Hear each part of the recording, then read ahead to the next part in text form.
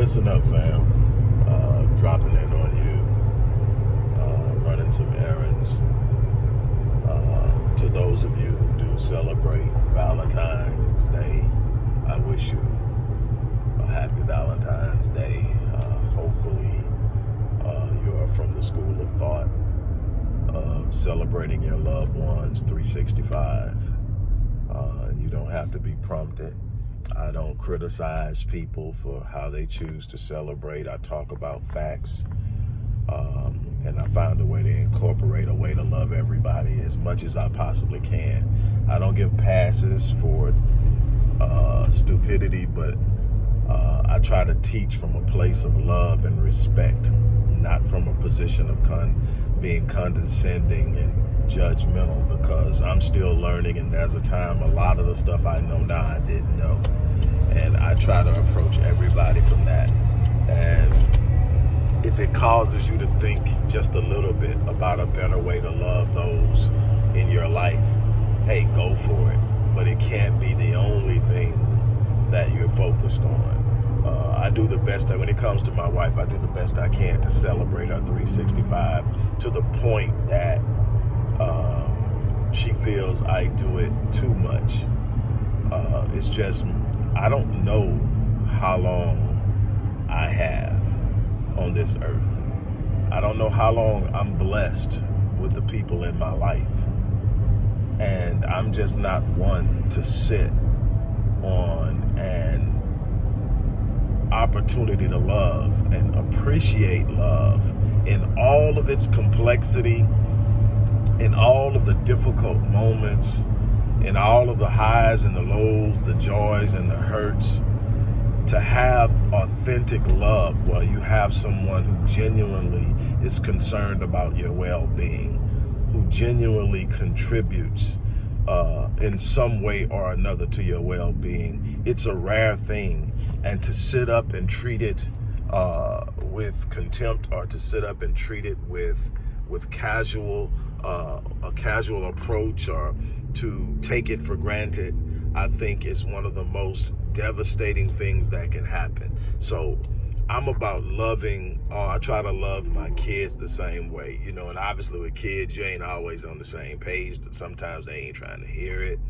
But at the same time, I'm trying to love, even in the difficulty and the disagreements and everything else that's simply a part of life.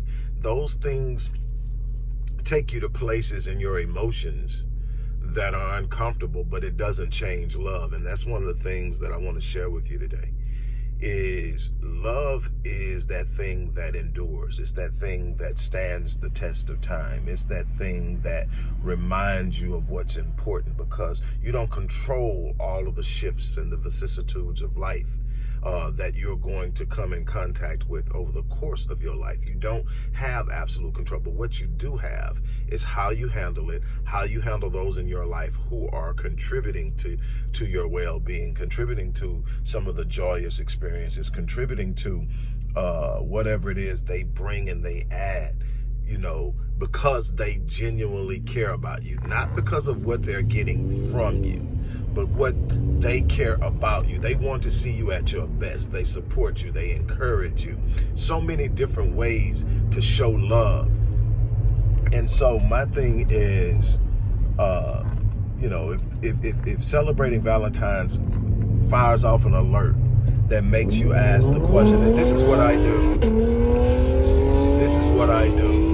Now, what you're hearing is an idiot doing all that to go about a block and a half because it's traffic right there.